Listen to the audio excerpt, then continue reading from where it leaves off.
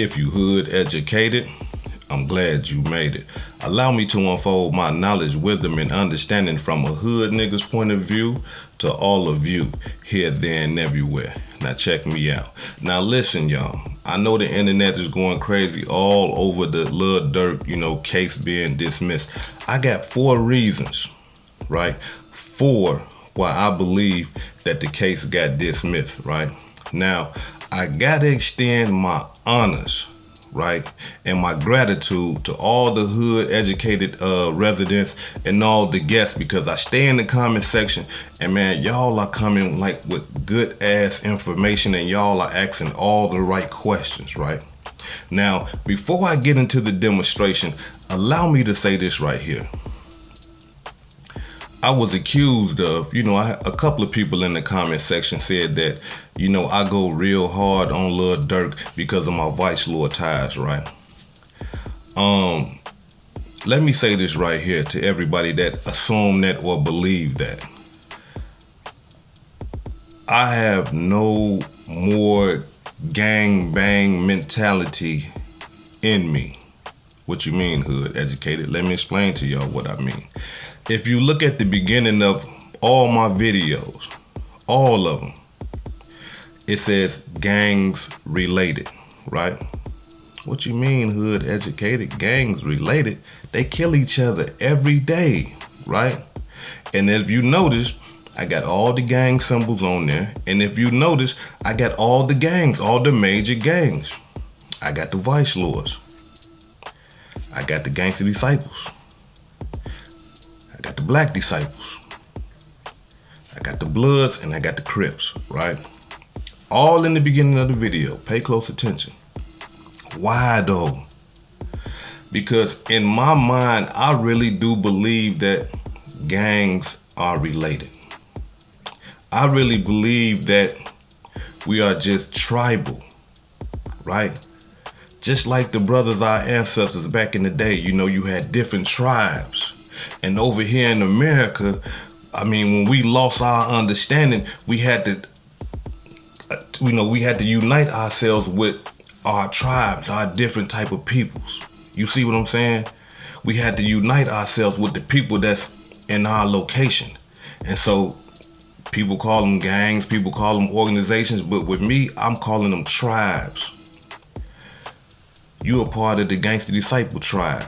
I'm a part of the Vice Lord tribe. You a part of the Crip tribe, the Blood tribe. That's just how I look.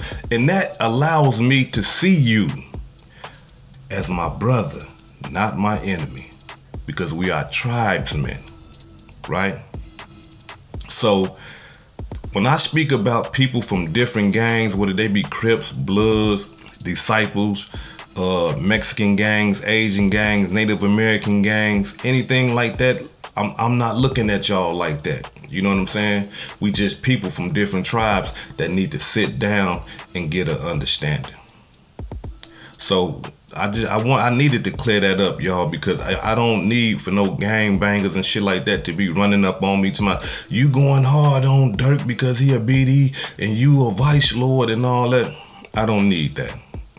Because anybody that understands the historical facts about gangs, you would understand that gangs wasn't about destroying their community. Gangs was about protecting the community, protecting the people in the community, and protecting the children in the community, and providing for the community. That's why it's all broken up the way that it is. Okay, we vice lords from over here on the low end. We gonna protect this end right here. Y'all vice lords up top. Y'all GDs over here on the west. We gonna protect our areas. Crips and Bloods. These areas that they are in. These was areas for them to protect. Not to be gang banging against each other for. That shit came later on. But in the beginning, these is area, Fire Deuce Hoover. We got this area over here, y'all. We protecting the hood over here against any oppression. You see what I'm saying? So when I say gangs related, when y'all see that shit in the beginning, that's what I'm talking about. I ain't got no beef with no gang in America. Because like I say, I believe that we are all tribe, and I believe that if we sit down and get an understanding and teach these youngsters this, then they'll probably stop killing each other too. But let's get into the demonstration now. I believe this right here, y'all. I got 4 things, right? This is what I'm thinking. Or I shouldn't say what I'm thinking, but these are 4 of the reasons what a lot of people has put out there in the comment section. A lot of people say that Durk put the case on Von. Durk snitched on Von. Damn, it's cold, right? Now, in my belief, this is what I say. I don't believe in snitching on the motherfucker whether he alive or dead. If you ain't gonna snitch on the man while he's alive, why snitch on the man while he's dead, right? Those are my beliefs right there. But I would have to say this right here, y'all. This is what we need to understand. If Durk did do that, if Durk did put the whole case on Von, that still doesn't eliminate the criminality of the shit that he did. Regardless of him saying Von did this, Von did this, this is if, right? It still doesn't negate his criminal activity that night that all the shit happened. So we gotta understand something, y'all. The mass majority of times when somebody tell on somebody, when somebody turns state's evidence against their homeboy, they don't get out of prison. The mass majority of the time, what happens is they get a deal. And what is that deal? That deal is that person that's snitching will get less time than the person that he's snitching on. So it doesn't just erase all the negative and the criminal shit that this person has done. No, because they got to plead guilty to that shit, right? So people that tell do get times. But I do see that there is a trend where members of gangs are putting all the crimes on their dead homies so that they can get deals and so that they can get out of prison. So don't get me wrong, it do happen. Sometimes a motherfucker will tell and they ass will go. But we're gonna use 6ix9ine as an example. He told on all his homeboys, right? Got all they ass football numbers. And what he got? 2 years. So he still had to do time. That's the point. So if Durk did do that, he still would be looking at time. Or, shit, they might just let it all go and just say, fuck it, erase the whole case. But who knows, right? Now, the second thing that could have happened is this right here. The feds could have told the state, hey, stand down. We got this.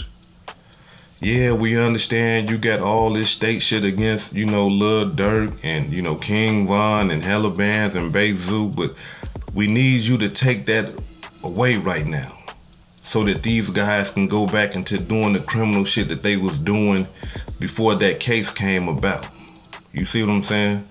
The feds can do shit like that. And anybody in the hood, come on, man. Like, y'all know, right? That it has been, I'm talking about, it is known in the hood that the state will drop a case and the feds will come pick it up. Come on, man. Y'all talk to me. Y'all know that. I done seen that with my own 2 eyes. I done seen motherfuckers in the county jail, felony in possession with a gun. His lawyer come and see him and tell him straight out, look, I got some bad news. The state is finna drop the case, but the feds are gonna pick it up. You see what I'm saying? You see it all the time in drug cases. The state is gonna drop the charges on you, but the feds are gonna pick it up. They believe that this is more of a federal jurisdiction, and they're gonna take advantage of all the charges and shit like that. You see? So we can't, come on now. Anybody in the hood, y'all understand is like this type of shit does happen. Do I want this type of shit to happen to Lil Durk? Fuck no. We just talking about the possibilities and why this nigga case got dismissed. And not only that, the shit that really happens in real life, right? And one more thing that kind of makes that kind of makes me think like it's some fishy going on with the whole case.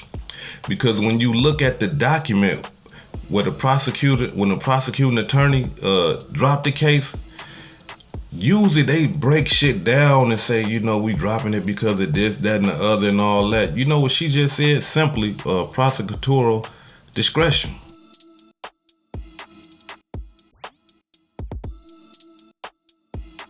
That's why I'm dropping this shit. Prosecutorial discretion. What does that mean? That means that, look, I don't want to have nothing to do with this shit. Fuck that case. I'm just done with it. It's my discretion to say that if I want to proceed with it, it's my discretion to say, you know what, fuck it. And to be honest with you, the fact that Fonnie Willis had to do that kind of tells me something a little bit, because she wasn't the original prosecutor. She was not the original prosecutor. So this shit right here, somebody took this shit all the way up to her and said, look, you got to drop this. Because the other prosecutor, the original prosecutor, that was not her. It was not Fonnie Willis. Anybody can go look at the old news articles and all that. That was not Fonnie Willis in there talking that shit about Durk did this and Durk did that. That was not her. So for her to come out and say, hey, we dropping this case, that just seemed funny to me. I can't lie. Now, the third one, right? The third one that I believe, or not that I believe, I keep saying and I apologize, but what makes sense to me is we got to keep it real. Money. The man got a real bag, y'all. We can't negate that. We can't take that out and say that the nigga a broke nigga, Shit that would happen to me won't happen to Lil Durk. Why? Because Durk got a bag I'm talking about out this world. You see what I'm saying?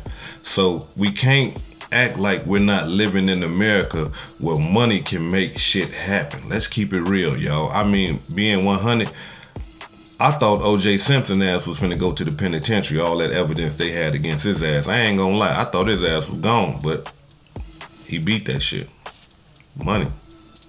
So, not only that though, we also gotta understand this. When you dealing with money and when you dealing with, high priced lawyers and shit like that, we gotta understand that judges, prosecutors, lawyers, they all went to the same damn school, y'all. They know each other. They fuck with each other. They go kick it and laugh, giggle, drink, get fucked up, had sex with each other.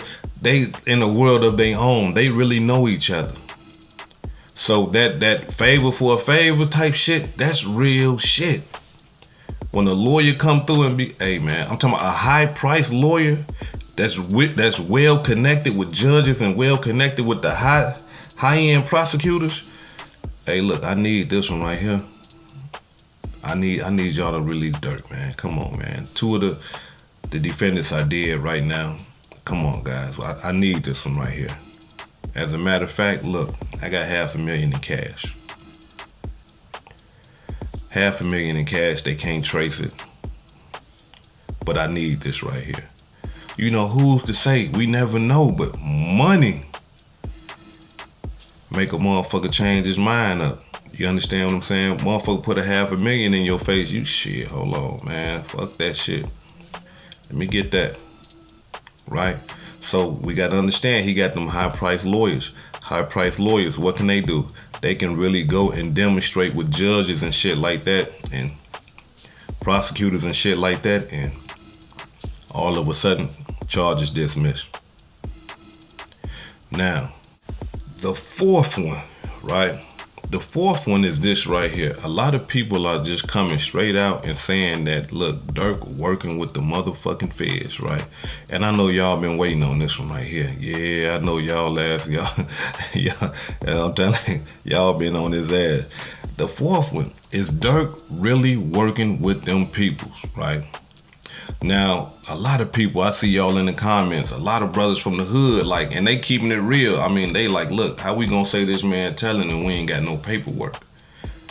Saying a motherfucker telling and you ain't got no paperwork, that's enough to get your ass shot, killed, stabbed, beat up, outcast, all type of shit. You know what I'm saying? So, there ain't no paperwork that points exactly to Lil Durk and say, hey, this nigga told on this motherfucker right here. So I gotta give him that. But at the same time, everybody in the hood that has been around and done been involved in criminal activity and been around in federal cases and state cases and shit like that, there is a thing called a confidential, reliable informant. What you mean, hood educated? Let me tell you what I mean. Confidential. It ain't gonna be no paperwork that's gonna lead back to Lil Durk if he's a confidential, reliable informant. A confidential, reliable informant can tell on a motherfucker, and you would never know who he is. Why? Because he's confidential. Do they have to expose who this motherfucker is? No, they do not.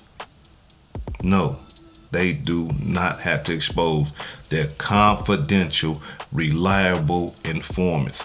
Anybody in the streets know exactly what I'm talking about, and they know that's the truth. So if he's a confidential, reliable informant, we'll never know anyway. All we can do is speculate and assume.